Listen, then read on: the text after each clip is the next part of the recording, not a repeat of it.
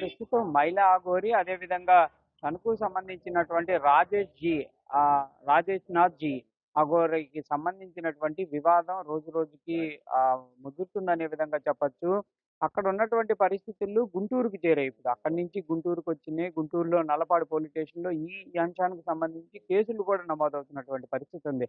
అసలు ఏంటి ఈ అఘోరాలు ఏంటి, ఈ ఆరోపణలు ఏంటి, అసలు ఏం జరుగుతుంది? మహిళా అఘోరి ఇంకో మహిళా అఘోరితో మాట్లాడుతున్నటువంటి వీడియో కాల్ కూడా బయటికి రావటం, అందులో కొంత మనం కూడా గమనిస్తే ఒక ప్రేమాయణం కానీ లేకపోతే వాళ్ళిద్దరి మధ్య అసలు ఏం సంబంధం, ఇద్దరు మహిళలు మాట్లాడుకునేటటువంటి వివాదం మాటల్లాగా లేనటువంటి పరిస్థితి, ఇదంతా ఏంటనేది మనతో మాట్లాడడానికి అనిల్ బెహ్రా ఉన్నారు. ఏంటి అసలు ఏం జరుగుతుంది, మీ మీద ఎందుకు కేసు నమోదైంది?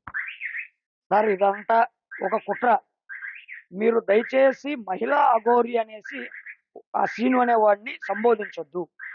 ఎందుకంటే అతను ఎవరైతే సర్టిఫికేట్ ఉంది అతని మీద, ఏమని, అతను ట్రాన్స్జెండర్ కాదు, అట్లాగే మహిళ కాదు, అతను జస్ట్ అవయవాలు ఏవైతే ఉన్నాయో అవి మార్పిడి చేసుకున్నారు అంతవరకు అనే ఒక ఇది ఉంది.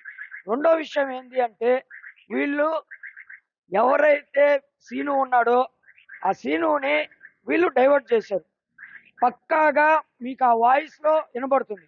ఒక మహిళ అనేటువంటి ఆమె ఎవరైతే ఉందో మాట్లాడుతుందో, ఆ మహిళ అఘోరి అని చెప్పుకుంటున్న సీను ఎవరైతే ఉన్నారో అతన్ని పక్కాగా వాళ్ళ ట్రాప్ లోకి తీసుకున్నారు.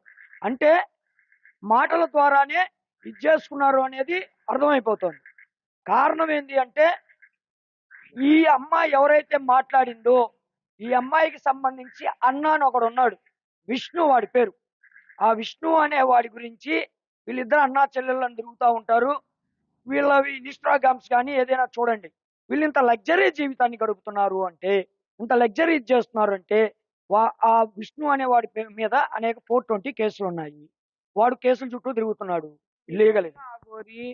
ఏంటి అసలు మీరు అన్నట్టు నిజంగా ట్రాన్స్జెండర్ కాదని మీరు ఆరోపిస్తున్నారు. ఏంటి ప్రూఫ్లు ఏంటి? అసలు ఆమె అఘోరీనే అని చెప్తుంది, నేను అక్కడ ఉపాసన పొందాను అనే విధంగా వాళ్ళ గురువుల పేర్లు కూడా చెప్తుంది. అసలు ఈ వివాదాలు ఏంటి? ఎవ్రీడే ఒక చోటకి వెళ్ళటం, వివాదం చేయటం, ఏంటి ఇదంతా ఎట్లా? సార్ మీడియా స్టంట్, ఎక్స్పోజ్ అవ్వాలి.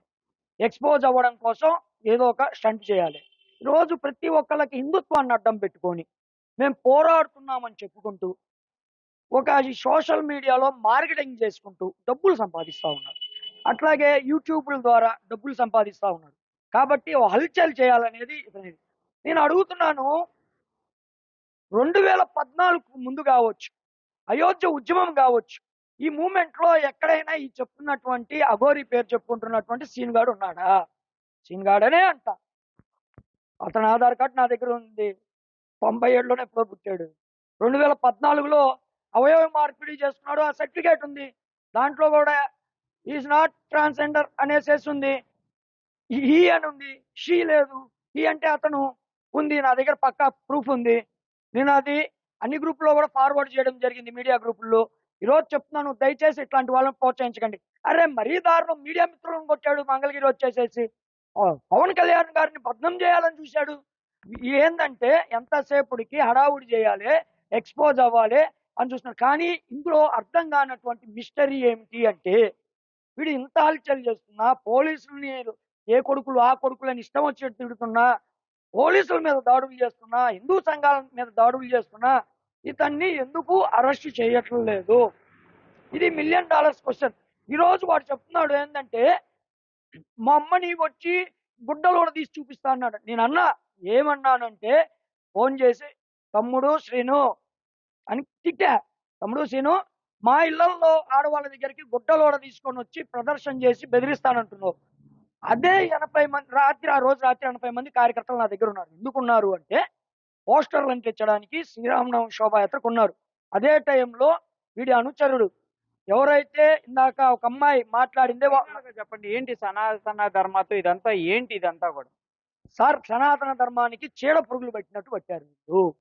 ఖచ్చితంగా చెప్తున్నాం, హిందూ సమాజంలో నాయకుల్లాగా పేరు చెప్పుకోవడం కాదు, మేము ధర్మం కోసం పోరాటం చేసినటువంటి వాళ్ళం. మేము ఈ ధర్మం కోసం పోరాడుతున్నాం. మళ్ళీ చెప్తున్నాం, చీడ పురుగులు ఏరేస్తాం. ఎన్ని కేసులైనా పెట్టుకోండి. ఈ రోజు 97 నుంచి ఇదే పనిలో ఉన్నాం. అనేక రకాల కేసులు అయ్యి అనేక రకాలుగా జైల్లో ఉన్నాం. ఓన్లీ ధర్మం కోసం మాత్రమే. చీడ పురుగులారా చెప్తున్నాం. ఈరోజు హిందూ సమాజం ఒక తాటి మీదకి వస్తుంది. మీ వెనకాల కొంతమంది ఉండి మీకు ఫారెన్ ఫండ్ పంపించి, నేను ఈ రోజు అడుగుతున్నా, వీడు ఈ విధంగా కారులో తిరగడానికి, ఇంత లగ్జరీగా జీవితం గడపడానికి, ఇట్లాగ అమ్మాయిలకు గిఫ్ట్లు ఇవ్వడానికి వీడికి డబ్బులు ఎక్కడి నుంచి వస్తున్నాయి? ఈ రోజు ఇన్ని సంవత్సరాల నుంచి పనిచేస్తున్న మాకు అప్పులే ఉన్నాయి. కానీ ధర్మం కోసమే అప్పులు ఉన్నాయి మాకు. కేసులు ఉన్నాయి మా మీద. మా సొంత ఖర్చులతో కేసులు చుట్టూ తిరుగుతున్నాం. చెప్తున్నాం చెడ పురుగులారా, ఏరేస్తాం, ఒక్కొక్కడిని ఏరేస్తాం.